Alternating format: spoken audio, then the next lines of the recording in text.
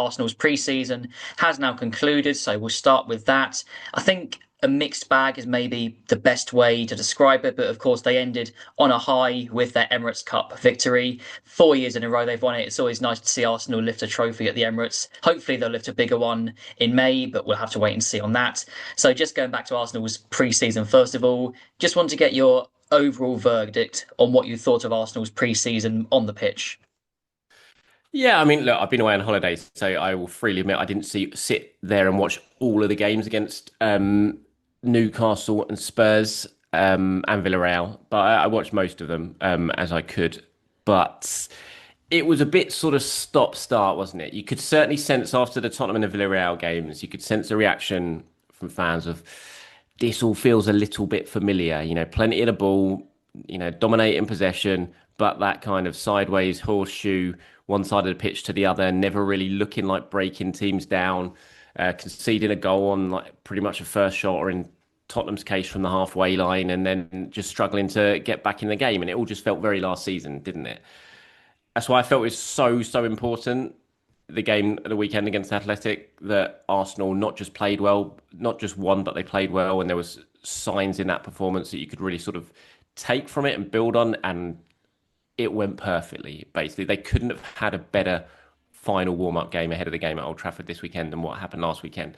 The football they played, the goals that they scored, who scored them, it was just it really lifted the mood, I think. And we saw a very different looking Arsenal team, system wise, the way they played, who played in what positions, everything about it. It was a really important game, I think, for Arsenal. And it's just given them a bit of momentum to take to Old Trafford. And I think that was really important. Yeah, like you say, because it can be quite difficult to judge in pre-season because, of course, there are so many changes during the game. Arteta wasn't starting his main starting 11 in every game, but in the Emirates Cup, we saw what is close to his full strength team from the Yeah. first whistle. And like you said, a lot to like about the players who scored. One of them, of course, Viktor Gyokeres. I think I'm right in saying he didn't score a single header in the Portuguese league last season. He nearly scored two at the weekend. I mean, the first header from the Zubimedi cross as well. Lovely cross, lovely header across goal. Second one hit the post, and we really saw glimpses of what he can bring to this Arsenal team when he gets the sort of correct service that he needs. So Hmm. yeah, just first of all, yeah, what did you make of his display in the Emirates Cup, and how promising was it for the future? I thought it was a really good display, especially after he scored. I think he really came into the game after that as well. It was a really good goal, like you said. It was a brilliant ball from Zubimedi, the way he fizzed it in. But if Gyökeres doesn't make that run and get that header on in it, then we're not sitting here talking about the ball at all, because it was that was a real striker's goal. That he really wanted it. It was desired to score a goal, and so that was really encouraging. I think also you saw signs in that game at Arsenal kind of working out how to play with Viktor Gyokeres as well. I think against Villarreal, he was really starved of any sort of service in that game. I think there was only one opportunity early on in the second half, but Arsenal were getting the ball to him, moving the ball to him a lot quicker against Athletic. They were playing the ball into the channels, which we know he loves. Gabriel Martinelli was sort of running into the space that Gyökeres was sort of leaving behind him as well from that left-hand side, which was really encouraging. There was just a lot of signs that Arsenal were beginning to trust, because it is a big learning curve for Arsenal, and it is for Viktor Gyökeres as well. Everything at Sporting was sort of geared up to play into Viktor Gyökeres' strengths. So Arsenal, they've just not played like that for a long time. So it's going to take them an awful long time to adjust. And as I said, it's going to take Gyökeres a time to adjust as well. But we saw really positive signs from him. I thought he was good. He was strong. His movement was good. You could see that desire just to get into the penalty area as well. You talked about the second header. That was a really good header. That was a brilliant save actually from Simon. That it didn't sort of get picked up too much on the replays, but he definitely tipped that onto the post. I think that was going in if he'd not saved it.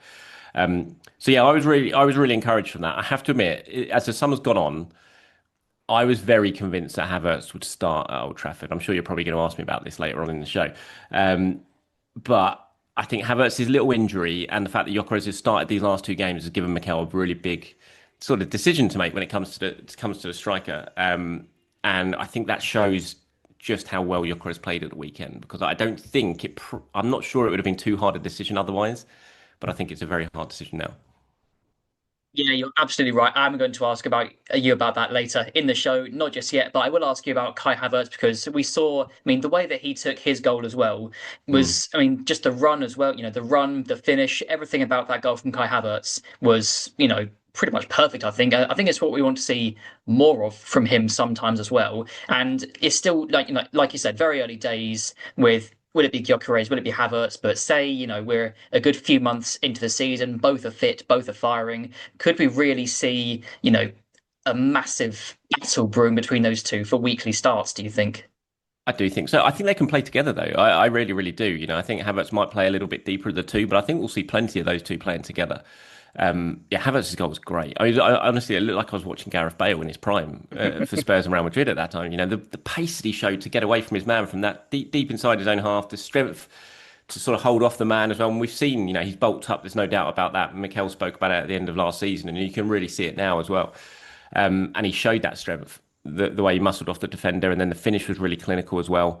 And that's great, isn't it? It's exactly what Mikel Arteta wants. It's what Arsenal fans will want. So you've got two players there potentially really driving each other on to try and claim that number nine shirt. But I do think there's a really interesting prospect of those two playing together quite a bit this season, if needs be. Depending on how the game goes, whatever, or even from the start at times. Maybe Havertz playing more in that sort of left eight role, whatever you want to call it, and Gyökeres playing as a nine. But the way Gyökeres always drifts over to the left-hand side, I think that's going to give a lot of people space to run in behind. I think Kai Havertz is a little bit underrated in terms of how he makes those runs. We saw it a lot when he was at Leverkusen back in the day. And I think he might be a player who can really take advantage of the space that Gyökeres is going to create for his teammates by dragging defenders out of position. So, yeah, really positive signs. Especially coming back after the injury as well, the little injury he had that disrupted his pre-season a little bit. To see him come on and score a goal like that, I think it's going to do him the world of good as well. So yeah, really good. Yeah, that is a really intriguing dilemma for Arteta to solve. And we spoke about the midfield briefly. So Zubimedi, Odegaard, Declan Rice. You said at the start of pre-season how those three integrate and gel would be, a key thing to look at in pre-season. And Zubimedi put in that man of the match display. I mean, we talked about the cross for Gyökeres, but just how he was winning the ball back, progressing the ball forward as well. Really, really positive to see. So very early days again, but from what we've seen of him, Odegaard, and Declan Rice in that midfield three, do you think they complement each other perfectly?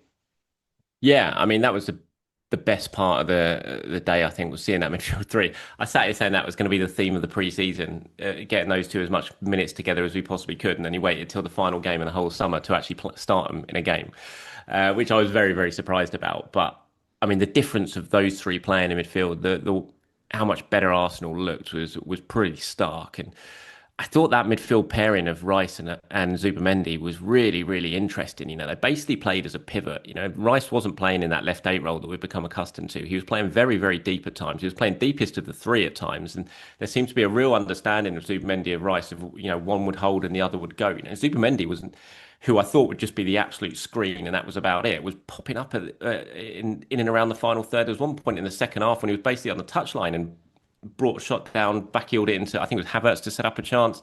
He was given a lot of freedom, a lot more freedom than I thought he would be, Zubamendi. And those two just really worked together very, very well. And they dropped deep. And then Calafiori at times in that first half was almost playing as the left eight and drifting in and supporting Gabriel Martinelli with Rice and Zubamendi a lot deeper. So it wasn't what I was expecting from the three of them, but it was really, really interesting. And Arsenal looked very good from it as well.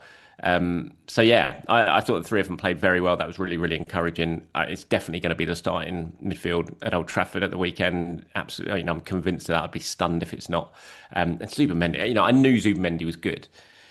You don't get chased by the type of teams that were chasing Zubamendi for the last couple of years if you haven't got something about you. But I have to admit, what I've seen from him so far in the summer has been beyond my expectations. The way he's settled in, albeit he's played against Spanish teams. The last two games have been against Spanish teams, which he knows well. It's going to be very different in the intensity of the Premier League. But he does look very, very good. He looks like a hell of a player. And I think as much as Gyökeres has dominated the headlines, it would not surprise me come the end of the season if we're not looking back at that Zubamendi signing and thinking he was the most important signing of Arsenal's summer.